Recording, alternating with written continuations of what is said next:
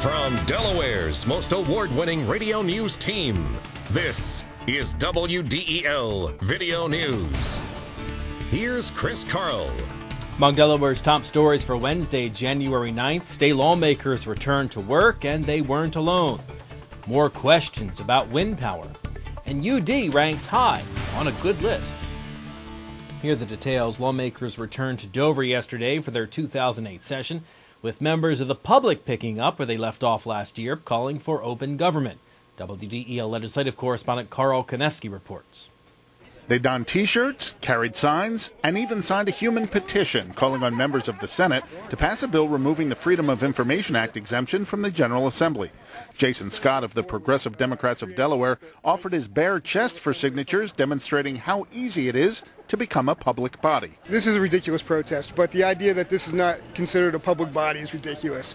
The Senate Bill 4, which that makes the General Assembly a public body, is an important piece of legislation.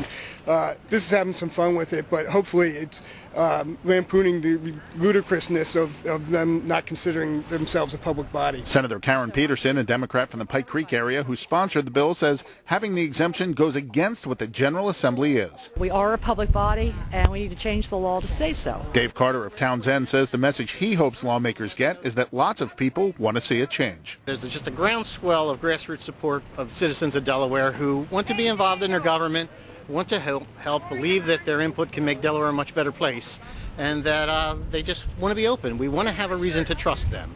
We want to have a reason to have confidence in our government, and it's hard to do that if we don't know what they're doing. Reporting from Legislative Hall in Dover, I'm Carl Konevsky, 1150 AM, WDEL.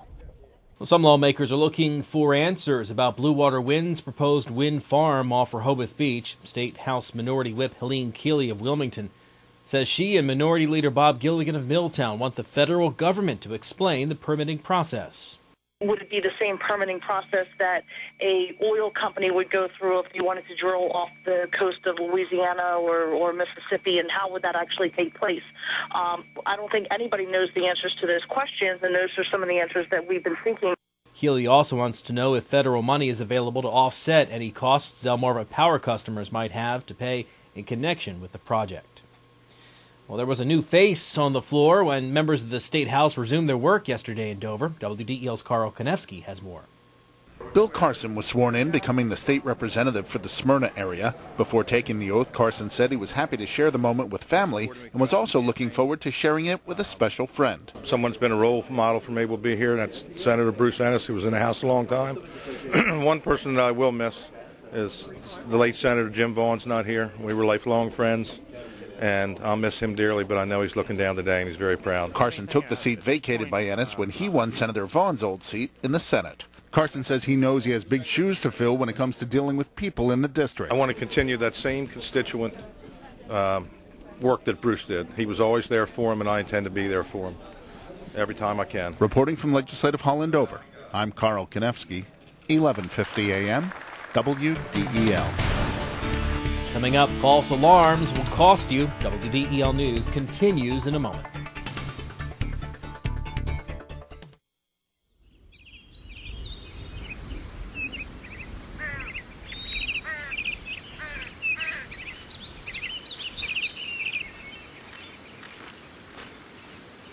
As you look for your college experience, make sure you look at Wilmington College, your key to success.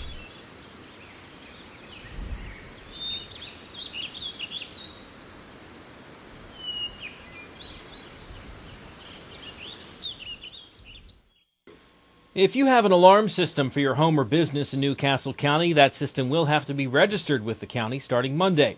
County Executive Coon says the registration program's aimed at reducing false alarms, which account for 97% of the alarms county police handle each year. That's good news for the public. That's also bad news for the county police department because it means thousands of hours of police time dedicated to responding to and then trying to investigate and clear alarms where there really was no ongoing criminal activity. Repeat false alarm offenders will be hit in the wallet. Fines of $100 to $250 will be imposed on alarm owners whose systems cause 3 or more false alarms in a year. And after 5 false alarms, county police won't go to the home or business until the owner can prove the system's been fixed and tested. Owners who don't register their alarm systems will be subject to a $50 fine.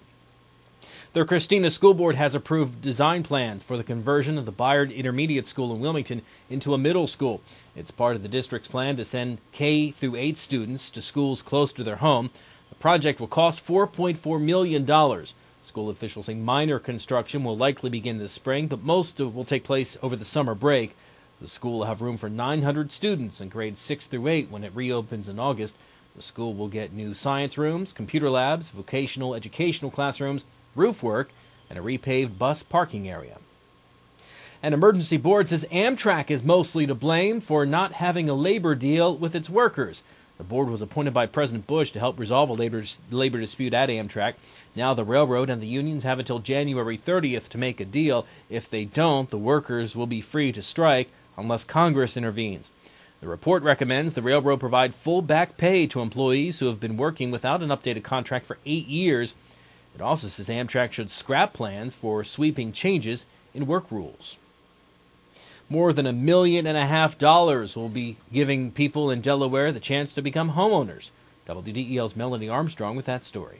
5 new housing projects will be built or rehabbed with the $1.7 million Affordable Housing Program grant. The money will mean more than housing to many families. The statistics have shown us again and again that when you have ownership of a house or the ability to live in a house, the chances of children doing well go up greatly. The chances of not being on welfare, holding jobs, all those negative statistics, if you will, go up greatly when you get into home ownership. When you look how a kid performs in school, one of the factors that actually has a very definite positive effect is whether or not they come from a home, live in a home that their parents own. One of the prime determinants of crime safety in a community is home ownership. The appearance of the communities, home ownership is so critically important. Among the projects that will be funded are the Clayton Court Apartments and the Family Rescue Project, which will serve homeless women and children. Melanie Armstrong, 1150 AM, WDEL. The University of Delaware is making a magazine's list of the best values in public colleges. UD is ranked 20th on the list from Kiplinger's Personal Finance magazine. Editors rated the colleges and universities on academic quality, cost, and financial aid. Delaware lost some points for in-state tuition costs. For the 7th straight year, the University of North Carolina, Chapel Hill topped the list. An unbelievable night for one Flyer, WDEL Sports, and your Delaware AccuWeather forecast coming up. When it comes to flooring, great style doesn't have to be expensive, especially when you shop at Carpet One Floor & Home. Our 1,000-store buying power gives you the best prices on hardwood, carpet, tile, laminate, and more, including brands you'll find exclusively at Carpet One Floor & Home, like Liz Claiborne Home, Good Housekeeping with Resista, and Lee's, all with guaranteed installation and no payments for 1 year. See how easy it is to find your perfect style. Shop in store, online, or in-home, only at Carpet One Floor & Home. In WDEL Sports, Jeff Carter broke a 1-1 tie with a pair of goals in 13 seconds to lead the Flyers to a 4-1 win at Atlanta. Scott Hartnell added a goal and 2 assists for the Flyers. The team now 4-1 on their 6-game road trip. They wrap that trip up tomorrow night at the New York Rangers. The Milwaukee Bucks handed the Sixers their 4th straight loss last night, 87-83 at the Wachovia Center. Andre Iguodala led the Sixers with 21 points. The Sixers play tonight at Toronto. Your WDEL Delaware AccuWeather forecast. Clouds today, a couple of showers to start then, clearing through the afternoon. High 64. Tonight, clear skies. The low goes down to 34. Tomorrow, cooling off. Sunshine with increasing clouds. Rain toward evening. A high of 52. Some rain on Friday as well. Still mild, though. The high 56. Get news updates throughout the day. Delaware's top stories at the top of the hour on 11:50 a.m. And get WDEL News text alerts sent right to your cell phone. Sign up here at WDEL.com. I'm Chris Carl. Thanks for watching.